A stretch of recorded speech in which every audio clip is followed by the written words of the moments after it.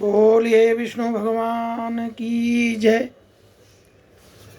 आज आप लोगों को एक दान का महत्व और क्या चीज देने से क्या लाभ होता है, उस दान से क्या प्राप्त होता है, ये हम आप लोगों को बताएंगे। पहले तो दानहीन व्यक्ति, कोई जरूरी नहीं है कि दान देने के लिए धनी होना जरूरी है, नहीं। आप एक रोटी का दान दे सकते हैं, इतना चीनी का दान चींटियों को दे सकते हैं, गाय को रोटी खिला सकते हैं, किसी ब्राह्मण को भोजन करा सकते हैं। अब कुछ मुख्य दान हैं, जैसे शैया का दान। शैया का दान देने से मनुष्य की आयु, धैर्य, यश की वृद्धि होती है। अगर कोई व्यक्ति पंखे का दान देता है तो 7 कुल तक वह धर्म परायण रहता है। तकिया का दान देता है तो वह पाप नष्ट करता है और ब्रह्म पद को प्राप्त करता है।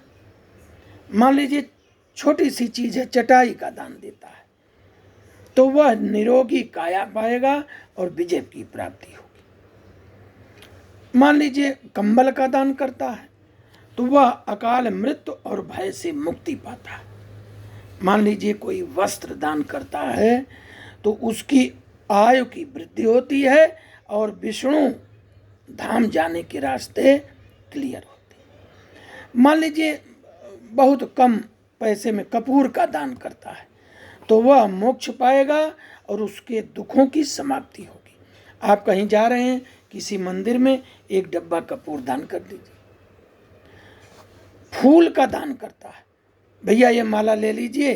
दान करना अलग बात है, ये नहीं कि चढ़ा दीजिए, दान कर दीजिए, ब्राह्मण को दे दीजिए कि आप इसको करिए। फूल का दान करता है तो राजा समान उसको सुख प्राप्त होता है। अगर चंदन का दान करता है कि ब्राह्मण, हे ब्राह्मण बंधु या हे ब्राह्मण, हे पुरोहित, आप यह चंदन रोज आप लगाइए, हमारे तरफ से दान है, तो भोग और मोक्ष की प्राप्ति होती है। तांबूल जो है, तांबूल कितना छोटा दान है। आप किसी ब्राह्मण को तांबूल जो है खिलाइए तो उसके भोग और मोक्ष की प्राप्ति होती है। अगर आप जल से भरा, गर्मी के दिन में जल से भरा घड़ा दान करते हैं तो आपको आयु और लक्ष्मी की वृद्धि होती है। अगर आप चावल दान करते हैं तो असंख्य लाभों की प्राप्ति होती है, बहुत महत्व है।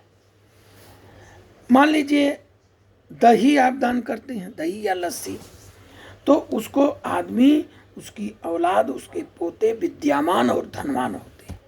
इस प्रकार से आज हम आप लोगों को छोटे छोटे दान का महत्व और दान से लाभ बताए। कोई बहुत जरूरी नहीं है कि बहुत ज़्यादा पैसा हो तभी हम दान दें, हम छोटी वस्तुओं का दान दे सकते हैं। और दान सदैव अपने सामर्थ्य में देना चाहिए, सामर्थ्य के अनुसार दान देना चाहिए। तो अब जो है आप दान के बाद, और निर्गंधा यो क्रुश का दान, दान हीना न शोभनते निर्गंधा इव कृसुका।